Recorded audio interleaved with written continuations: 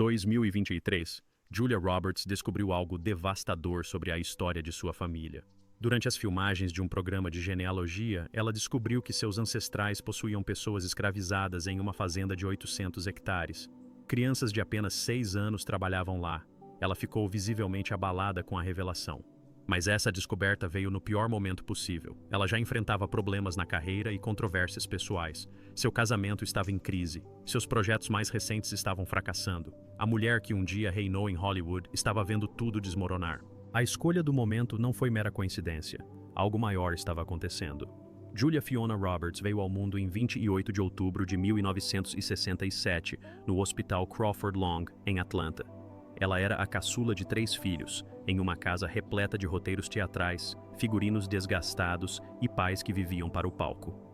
Walter Grady Roberts e Betty Lou Brad se conheceram enquanto se apresentavam para as Forças Armadas dos Estados Unidos, e quando Julia nasceu, eles já enfrentavam dificuldades para pagar as contas, pois o trabalho no teatro havia diminuído após os anos da Guerra do Vietnã. Eles estavam tão sem dinheiro que não conseguiam nem arcar com os custos do parto de Julia. Então, algo inesperado aconteceu. Coretta Scott King, viúva de Martin Luther King Jr., pagou discretamente toda a conta. Ela fez isso porque a família Roberts administrava a única oficina de teatro racialmente integrada em Atlanta e os filhos de King frequentavam as aulas lá. Yolanda King chegou a ser treinada por Walter. Portanto, esse momento não foi um ato de bondade aleatório. Surgiu de valores compartilhados e de uma conexão genuína em uma época em que a segregação moldava quase todos os cantos do sul dos Estados Unidos. A história parece quase irreal agora. No entanto, ela mostra como 2 famílias se encontraram em um espaço construído sobre coragem e arte. Julia cresceu com uma herança mista, que abrangia raízes inglesas, escocesas, irlandesas, galesas, alemãs e suecas. Sua mãe era católica e seu pai, batista. Assim, a casa abrigava 2 tradições simultaneamente. A oficina de teatro deles em Atlanta tornou-se um refúgio para crianças de todas as origens, mesmo que as divisões raciais ainda fossem fortes no final da década de 1960. As primeiras fotos mostram Julia ainda bebê, vagando perto da oficina, sem saber que estava aprendendo sobre contação de histórias antes mesmo de escrever o próprio nome. Seus pais depositavam suas crenças naquele espaço, mas, nos bastidores, as coisas já eram frágeis. A saúde de Walter começou a piorar e os problemas financeiros da família aumentaram enquanto tentavam manter a escola funcionando. Mesmo assim, o mundo de Julia permaneceu repleto de vozes, ensaios e imaginação. Isso a moldou sem que ela sequer percebesse. O momento em que Coretta Scott King pagou a conta do hospital permanece como um ponto de virada silencioso na infância de Julia. Aconteceu em 1967, quando seus pais estavam quase sem opções. Os trabalhos no teatro haviam desaparecido, as contas se acumulavam e eles sentiam o peso da época sobre seus ombros. Mesmo assim, os Kings intervieram porque viam a família Roberts como parte de algo maior do que eles mesmos. Bernice King confirmou a história publicamente mais tarde, chamando-a de um símbolo da generosidade de seus pais. Esse simples gesto não só ajudou a família Roberts a sobreviver a uma crise financeira, como também deixou uma marca profunda em Julia. Ela cresceria com uma compreensão de compaixão e justiça que vinha de pessoas reais, não de livros didáticos. Fotos dos primeiros anos de Julia a mostram vagando por Decatur, Geórgia, não muito longe da escola de teatro de seus pais. Ela estava cercada por adereços, atores e o zumbido constante dos ensaios. Mas a vida dentro de casa não era tão tranquila quanto as fotos sugerem. A saúde de Walter piorava constantemente e a pressão financeira vinha logo em seguida. Mesmo assim, a oficina continuou funcionando e se tornou um espaço de criatividade para toda a vizinhança.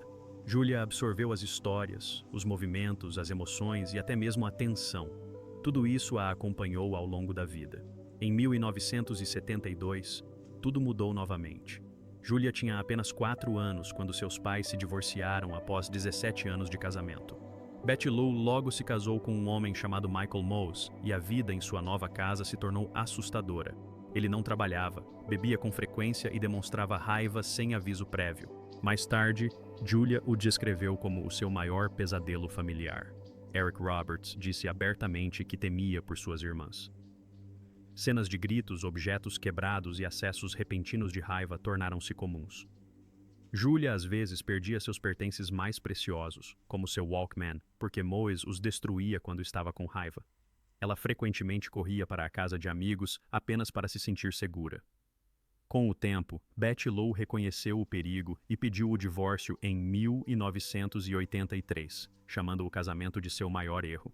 Mas o trauma já havia marcado a infância de Julia. A dor naquela casa era ainda mais profunda. A meia-irmã de Julia, Nancy Maurus, lutou durante anos e morreu por suicídio em fevereiro de 2014, aos 37 anos.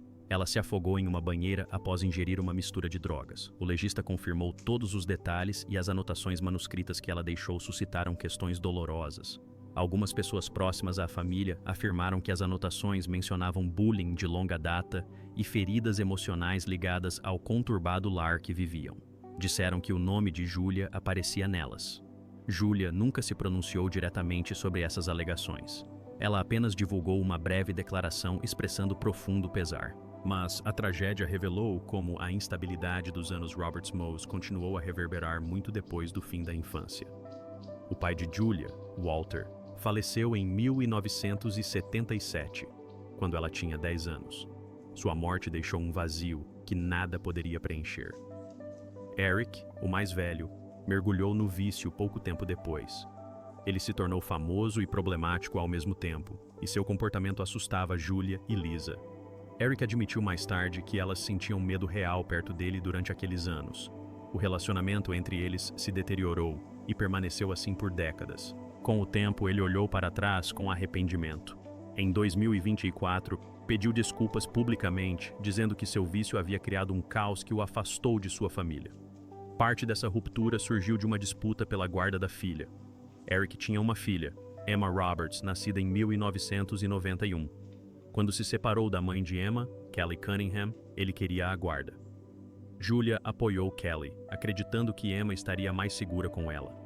Eric se sentiu traído e reagiu com agressividade em entrevistas, mas depois admitiu que Julia havia feito a escolha certa.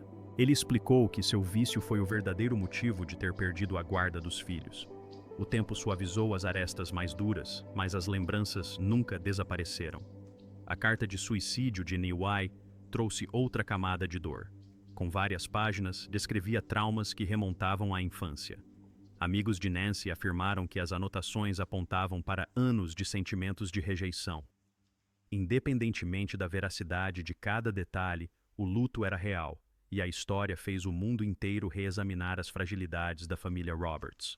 O legista confirmou a causa da morte como afogamento combinado com o uso de drogas, e as anotações pessoais acrescentaram um peso doloroso que o público não pôde ignorar. Julia seguiu em frente. Ela terminou o ensino médio na Campbell High em maio de 1985 e sonhava em se tornar veterinária porque amava animais. Mas assistir Eric atuando a levou para um novo caminho. Aos 18 anos, ela deixou a Geórgia rumo a Nova York com pouco dinheiro e a esperança de que a carreira de modelo pudesse pagar suas aulas de teatro. Ela assinou com a Click Modeling Agency em 1985 e fez trabalhos para catálogos, mas não tinha altura suficiente para desfilar nas passarelas. O dinheiro era escasso e logo ela começou a fazer aulas de improvisação. Essa escolha abriu uma porta que ela não tinha visto completamente antes. Em 1986, ela começou a fazer testes e a experimentar papéis onde quer que os encontrasse. Seu primeiro trabalho como atriz veio no início de 1987, na série policial Crime Story. Ela interpretou Tracy, uma jovem vítima de estupro, e o papel chocou alguns de seus parentes por ser tão sombrio, mas Julia o encarou com cuidado, preparando-se por meio de workshops e mergulhando no peso emocional da personagem. Sua atuação surpreendeu a todos e provou que ela era capaz de lidar com material intenso mesmo aos 19 anos. Isso também a ajudou a conseguir mais testes. Antes de sua carreira no cinema começar, Julia abandonou completamente a carreira de modelo. Ela percebeu que nunca conseguiria o futuro que desejava. Continuou fazendo testes, continuou sendo rejeitada e continuou aprendendo. Através de Eric, ela conseguiu um pequeno papel em Blood Red, filmado em 1986, mas lançado em 1989. Ela tinha apenas 2 falas, mas mesmo assim contou como seu primeiro filme. Ela conheceu pessoas, construiu conexões e aprendeu como funcionavam os sets de filmagem. Enquanto isso, ela vivia com cerca de $300 por mês, fazendo bicos e pedindo dinheiro emprestado quando necessário. Participou de mais de 50 testes e saiu de cada um com uma nova esperança ou uma nova decepção. Mesmo assim, retornava todos os dias, treinando e tentando novamente. Então, as coisas começaram a mudar. Em 1988, atuou em Satisfaction com Liam Neeson e Justine Bateman. Ganhou $50 mil pelo papel, o que parecia irreal comparado à sua vida anterior. Os críticos notaram o brilho que ela demonstrava, mesmo quando sua atuação ainda era inexperiente. Ela também fez uma participação em Miami Vice como traficante de drogas, deixando seu carisma brilhar em um papel curto, porém memorável. No final daquele ano, conseguiu um papel em Mystic Pizza, e tudo o que havia acontecido antes parecia estar a conduzindo nessa direção. Julia Roberts entrou para o mundo do cinema em 1988 com Mystic Pizza. Ela interpretou Daisy Arrow, uma jovem garçonete luso-americana em uma pequena cidade de Connecticut, e algo nela iluminou a tela imediatamente. O filme custou cerca de $6 milhões para ser produzido e arrecadou mais de 12,7 milhões nos Estados Unidos, um resultado expressivo para uma produção de baixo orçamento. Ela chamou a atenção imediatamente. Roger Ebert a descreveu como uma mulher de grande beleza e energia vibrante, e essa frase passou a acompanhá-la por toda parte. O filme, aos poucos, se tornou um clássico cult, e seu olhar honesto sobre jovens mulheres em busca de seu lugar no mundo fez com que as pessoas se sentissem representadas. Em poucos meses, Julia começou a ser convidada para testes maiores e para trabalhos mais importantes. Era como se uma porta tivesse se aberto e o ambiente ao seu redor tivesse mudado. Então veio 1989 e Flores de Aço, um filme que a aproximou ainda mais do centro de Hollywood, mas que também a feriu profundamente de maneiras inesperadas. Ela interpretou Shelby Eaton, uma noiva diabética cujos momentos de ternura se tornaram algumas das cenas mais marcantes do filme. O longa arrecadou mais de $100 milhões no mundo todo. Mas por trás da doçura na tela, havia algo sombrio. O diretor Herbert Ross frequentemente direcionava sua frustração a Julia. Ele zombava de sua atuação. Ele a chamou de feia. Chegou a interromper as filmagens uma vez só para gritar com ela sobre sua atuação preguiçosa, até que ela desabou em lágrimas na frente de todos. Mais tarde, Sally contou que Ross a perseguiu com uma espécie de vingança que deixou todo o elenco desconfortável. Mesmo assim, Julia se recompunha todas as manhãs, comparecia às gravações e entregava uma atuação que lhe rendeu o Globo de Ouro de Melhor Atriz Coadjuvante em 1990. Ela quase desistiu da carreira de atriz, mas permaneceu, e essa escolha moldou seu futuro. Durante as filmagens, a tensão ultrapassou as palavras duras. Julia insistiu em mudanças no roteiro porque sentia que a voz de Shelby merecia honestidade. Ross respondeu espalhando boatos sobre seu peso e agindo como se ela fosse uma diva que não entendia seu lugar. Esses rumores afetaram sua carreira em um momento delicado. Os fãs a adoravam. O filme arrecadou mais de $100 milhões.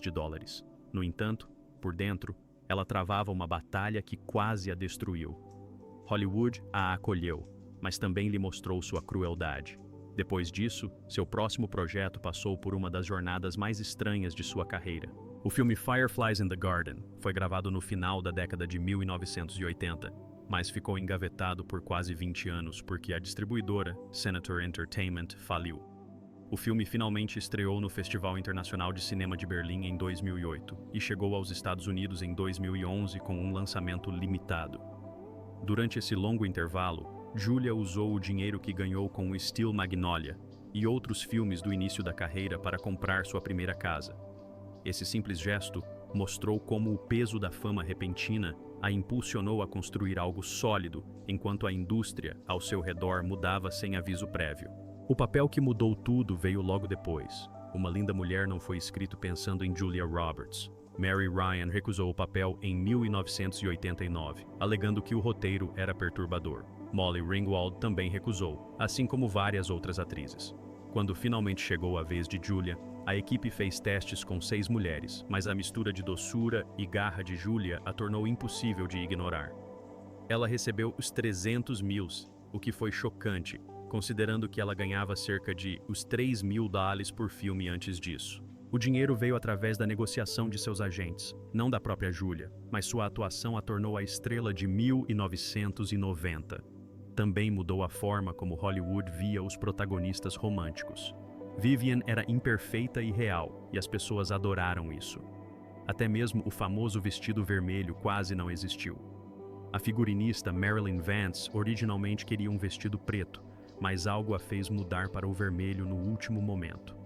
Essa decisão, inspirada em parte pelo amor de Julia por roupas de brechó, criou um dos visuais mais icônicos da história do cinema. O estalo da caixa de joias que fez Julia pular e rir foi real. Ela não estava atuando. Aquela pequena surpresa se tornou o ponto central da cena. O vestido vermelho foi leiloado e copiado no mundo todo desde então, e ajudou Vance a ganhar um BAFTA. A confiança de Julia cresceu com o sucesso do filme. Ela recebeu uma oferta de 2 milhões de dólares pelo papel, mas recusou até ter certeza de que conseguiria dar vida a Vivian com um coração de ouro. Estrelas femininas em 1990 raramente tinham esse poder. Mesmo assim, ela insistiu e conseguiu.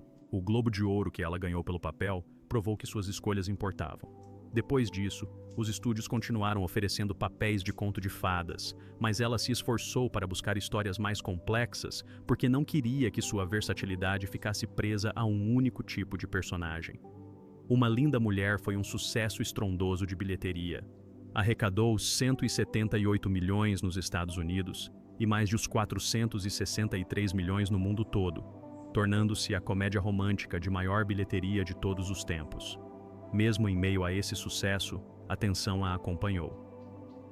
Ela e Richard Gere entraram em conflito durante as filmagens, principalmente porque ela sentia que ele abordava as cenas íntimas com uma seriedade que a deixava desconfortável. Ainda assim, encontraram um equilíbrio e a química entre eles sustentou o filme. Julia aprendeu a lutar pelo seu conforto e pela sua personagem ao mesmo tempo, e o público pôde sentir essa força. Mas a fama tem um preço. Após o lançamento do filme, um homem chamado Jason James Mooney começou a persegui-la. Ele foi preso em 1991 e posteriormente condenado a 10 anos de prisão por ameaçá-la. Julia procurou terapia pela primeira vez, abalada pela rapidez com que a admiração podia se transformar em perigo. Ela era chamada de a queridinha da América. No entanto, sentia-se presa entre o que as pessoas queriam que ela fosse e quem ela sabia que era. Ela havia interpretado uma prostituta, mas agora o mundo esperava pureza. O contraste a confundia. Também a levou a proteger sua vida privada com ainda mais cuidado. Seu trabalho em Flatliners naquele mesmo ano trouxe outro desafio.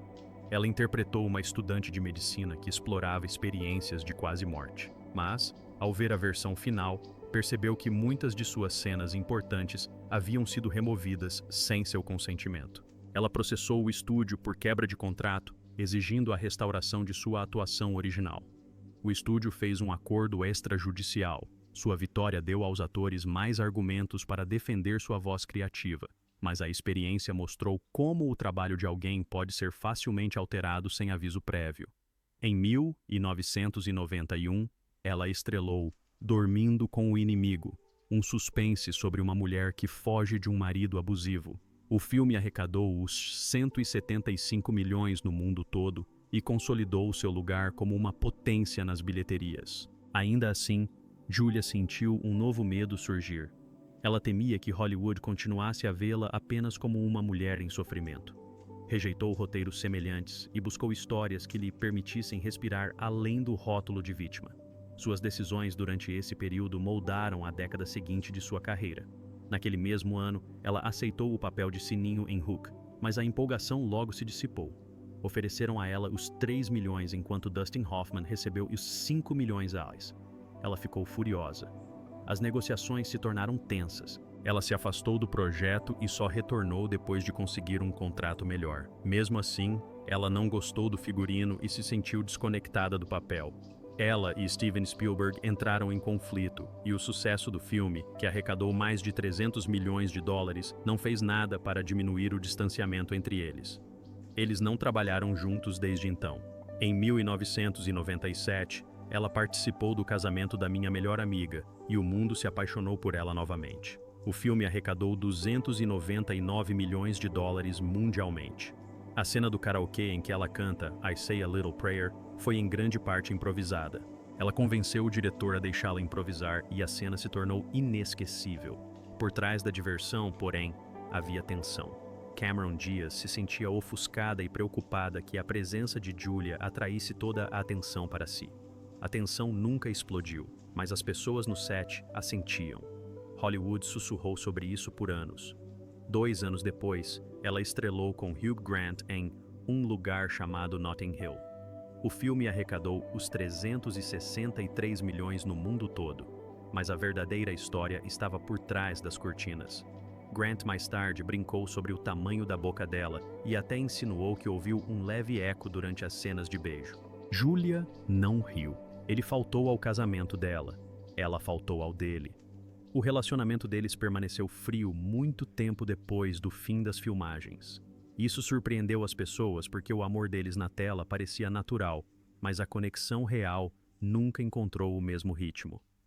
Julia Roberts incorporou Erin Brockovich de uma forma que surpreendeu até mesmo aqueles que achavam que sabiam até onde ela poderia chegar. Ela ganhou 20 milhões de dólares pelo filme em 2000, tornando-se a primeira atriz a atingir essa quantia por um único projeto. Ela passou 6 meses se preparando e chegou a ganhar 7 quilos para parecer real na tela.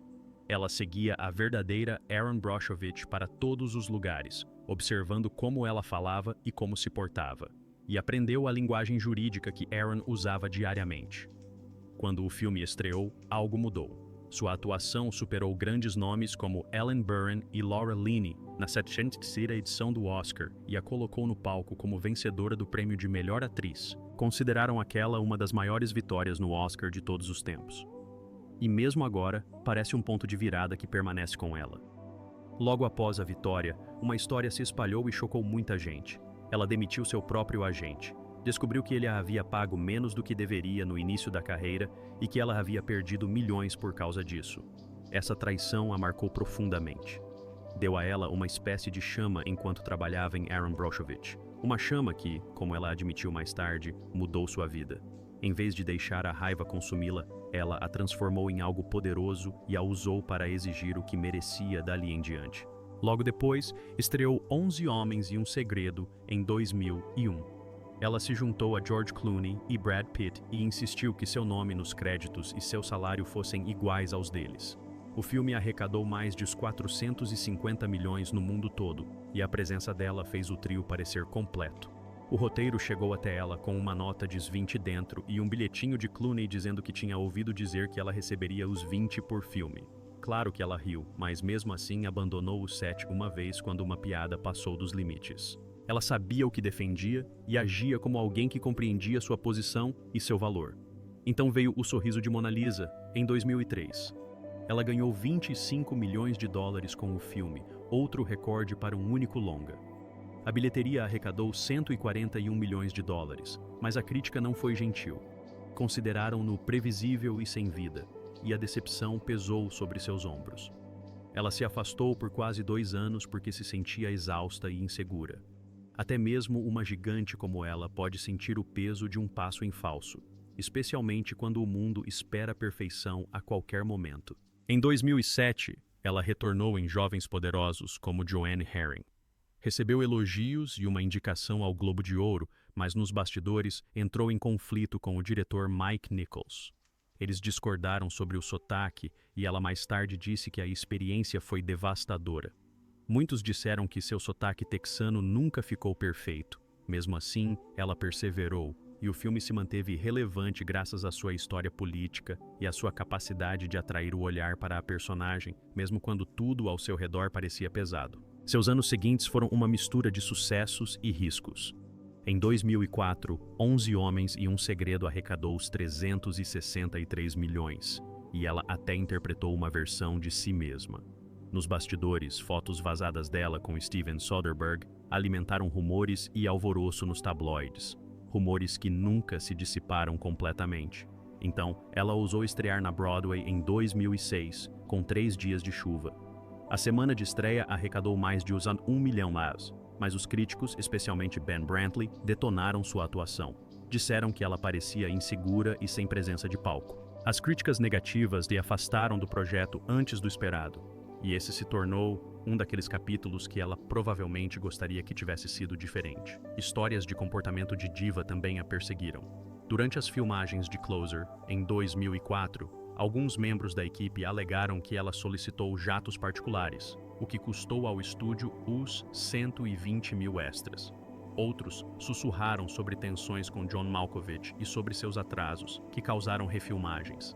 Verdadeiros ou não, os rumores criaram a imagem de uma estrela sob pressão. Alguém que às vezes deixava o conforto e o controle importarem mais do que a colaboração tranquila. Hollywood é um lugar onde as histórias se multiplicam rapidamente, e a dela não foi diferente.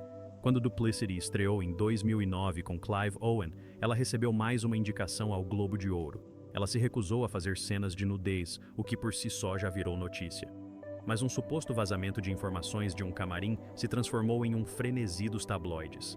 Histórias falsas se misturavam com as verdadeiras. E por semanas, parecia que as pessoas falavam mais sobre fofocas do que sobre o próprio filme. Mesmo assim, ela continuou, porque era isso que sua carreira sempre exigiu dela. O filme Comer, Rezar, Amar, lançado em 2010, tornou-se um de seus maiores sucessos de bilheteria, arrecadando ser 24 milhões mundialmente. Ela recebeu os 10 milhões pelo papel. A história, de certa forma, refletia sua própria vida após o divórcio de Lyle Lovett. Os críticos consideraram o filme egocêntrico, alegando que ela transformou sua dor pessoal em espetáculo. No entanto, o público adorou e se sentiu compreendido por meio dela. Isso a manteve em evidência na cultura popular como alguém capaz de transmitir uma história sobre cura e torná-la pessoal. Anos depois, em 2014, ela entrou para o elenco de The Normal Heart, da HBO. Interpretou a doutora Emma Bruckner em um filme que recebeu 16 indicações ao Emmy e ganhou 2. Ela própria foi indicada, tornando-se uma das únicas 4 mulheres a receber indicações ao Oscar e ao Emmy de atuação no mesmo ano. O filme foi ao ar em 25 de maio de 2014 para mais de 1,44 milhão de espectadores. Ela chegou a raspar a cabeça para dar mais autenticidade à personagem. Nos bastidores, ela pressionou por uma abordagem mais brutal e honesta sobre a crise da AIDS e argumentou que alguns momentos foram suavizados demais. Isso levou a mudanças no roteiro e mostrou o quanto ela se importava em contar a verdade. Então veio Homecoming, em 2018, seu primeiro papel principal em uma série. A estreia aconteceu em 2 de novembro, e sua atuação como Heidi Bergman se tornou um dos destaques do mundo do streaming naquele ano. Ela lutou para proteger a atenção da série e chegou a demitir roteiristas que, em sua opinião, estavam enfraquecendo a história. A primeira temporada alcançou 93% de aprovação no Rotten Tomatoes e consolidou sua entrada na televisão com confiança. Em 2022, ela estrelou Ticket to Paradise com George Clooney. O filme arrecadou 168 milhões em todo o mundo. Seu papel em Gaslit, no mesmo ano, gerou controvérsia por retratar de forma caricata a história de Martha Mitchell, especialmente porque Roberts apoiava abertamente o presidente Biden. O filme recebeu críticas mistas e obteve 54% de aprovação no Rotten Tomatoes, demonstrando a divisão de opiniões do público sobre ela naquele momento. Em 2023, ela apareceu em Leave the World Behind, lançado em 8 de dezembro, produzido por Barack e Michelle Obama. O filme ultrapassou os 100 milhões de dólares e se tornou um dos originais mais assistidos da Netflix naquele ano. Mas a tensão no set era real. O racismo velado da personagem se tornou um tema central e causou atrito entre ela e Ethan Hawke. Cenas foram reescritas. O conflito se aprofundou. Até mesmo o diretor confirmou que o clima era tenso e que as reescritas refletiram o choque emocional. Depois disso, veio After the Hunt, no verão de 2025. O filme tinha a intenção de ser ousado e oportuno, contando a história de uma professora que enfrenta acusações de assédio. Em vez disso, foi um fracasso. Arrecadou apenas 5,6 milhões, contra um orçamento entre 70 e 80 milhões. Os críticos deram 38% de aprovação no Rotten Tomatoes e questionaram a abordagem do tema. Ela ainda recebeu um prêmio visionário naquele ano, mas o filme gerou debates sobre suas escolhas recentes. Sua vida pessoal também rendeu histórias que ainda são comentadas. Em junho de 1993, ela chocou a todos ao se casar com o cantor country Lyle Lovett, depois de apenas 3 semanas de namoro. O casamento aconteceu em 27 de junho, em Indiana, com apenas 75 convidados. Ela estava filmando o dossiê Pelicano e tinha apenas 3 dias de folga, então tudo foi organizado em 48 horas. Até a licença foi assinada no ônibus de turnê dele, para que a imprensa não os encontrasse. Eles se divorciaram após 21 meses, em março de 1995, e a mídia os chamou de o casal mais improvável de Hollywood. Em 2000, ela conheceu Danny Motter no set de A Mexicana. Ele ainda era casado e ela namorava Benjamin Bratt. O relacionamento deles causou polêmica. A esposa de Motter a chamou de ladra de maridos. Dizia-se que Roberts usava uma camiseta com a inscrição Aloe Vera para zombar dela, embora ela tenha negado. Ela se casou com Motter em julho de 2002, após o divórcio dele ser finalizado, e o casamento durou mais de 20 anos. Em 2023, ao pesquisar suas raízes, descobriu que seu tetravô, Edward Townsend, possuía pessoas escravizadas que trabalhavam em uma fazenda de 800 hectares. As idades variavam de 6 a 33 anos. Ela pareceu abalada ao ouvir a notícia e disse: "Não se pode virar as costas para a história." Ela se converteu ao hinduísmo em 2010, e esse momento se conectou com sua busca pela verdade e por responsabilidade. Ela usou isso para falar sobre como enfrentou histórias familiares difíceis. Em 2024, reconciliou-se com seu irmão, Eric Roberts, após anos de afastamento causados por problemas de dependência química e uma disputa pela guarda de Emma. Seu patrimônio líquido, em torno de uns 250 milhões, a ajudou a construir a Red Elm Films, que produziu projetos como os filmes da American Girl. Sua influência cresceu não apenas como atriz, mas também como uma força empresarial. E mesmo com rumores sobre seu comportamento, mesmo com histórias não confirmadas de que teria agredido colegas de elenco, seu legado ainda se destaca em meio ao ruído. A revista People a elegeu 5 vezes a mulher mais bonita. Ela lutou pela igualdade salarial muito antes de isso se tornar um movimento público. Recebeu uma homenagem na noite de 2025. Em meio a todos os rumores e triunfos, ela se tornou uma figura admirada.